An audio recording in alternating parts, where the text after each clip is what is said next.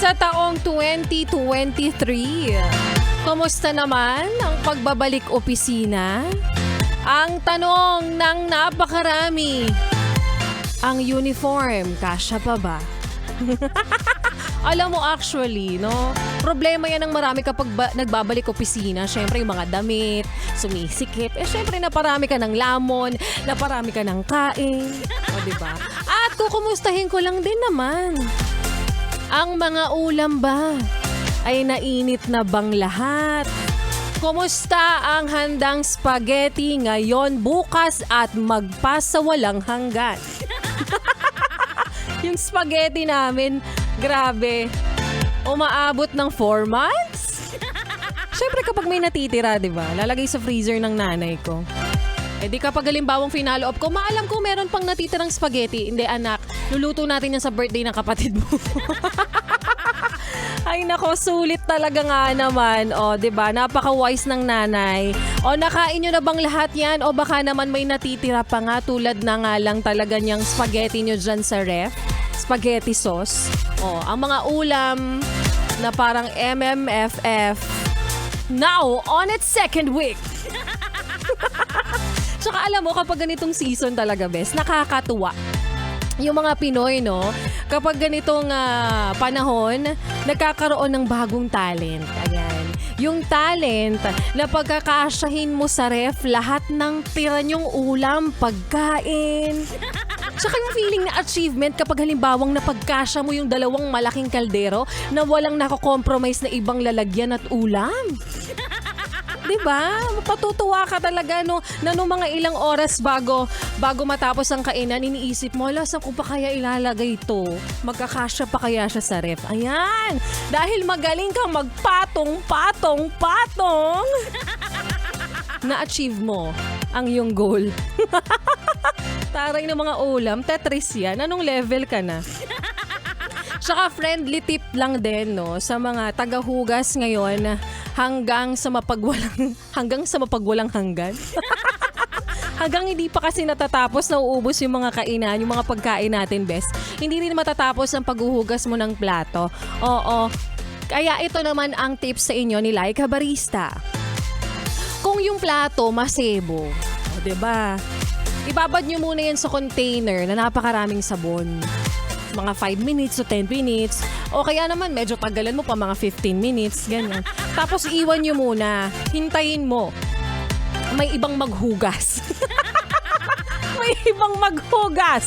Tamad pa rin talaga sa taong 2024.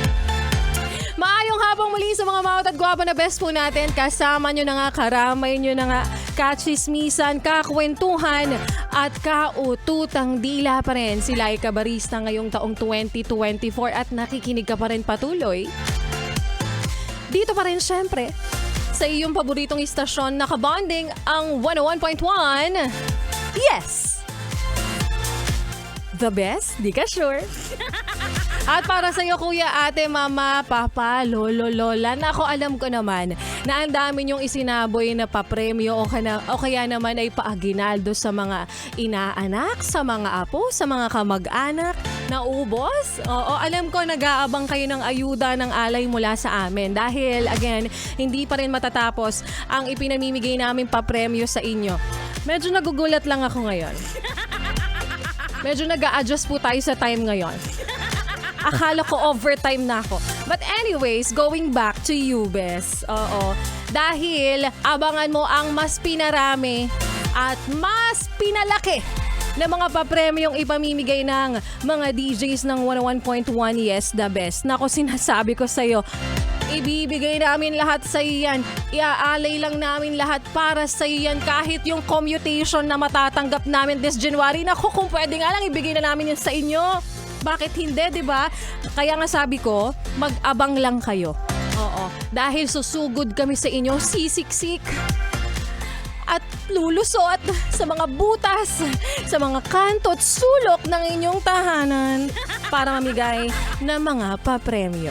Ay, nako, ganyan kami kagalante. Kaya naman, ang lambing lang naman namin sa inyo. Huwag nyo nang ilipat ang iyong stasyon. Huwag mo na rin ipihit pa ang iyong talapitan sa kalaban dahil mamaya magbabalik po si Laika Barista at sa aking pagbabalik.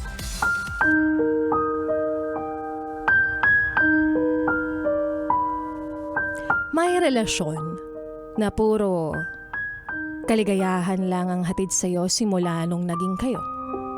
Pero tulad ng iba, napapagod rin hanggang sa marating ang dulo.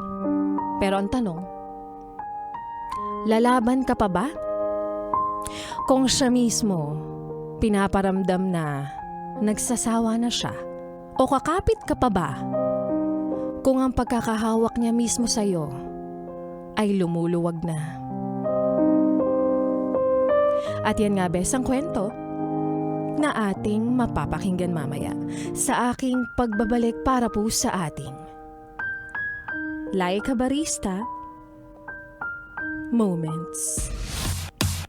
Pero ngayon bes, syempre ituloy muna natin ang pakikiminaw mo para lingaw. Ate, kuya, mama, papa, dili na minaw sa amo kasama rin ang susunod pa nating mga kantahan, kasama ang kanta ng Blackpink na nagsasabing kapag sobrang toxic na niya at kaunting kilos mo lang naghihinala na naman siya, ay sinasabi ko sa'yo, let's kill this love. May Blackpink dito pa rin sa iyong paboritong istasyon, nakabanding ang 101.1. Yes, the best.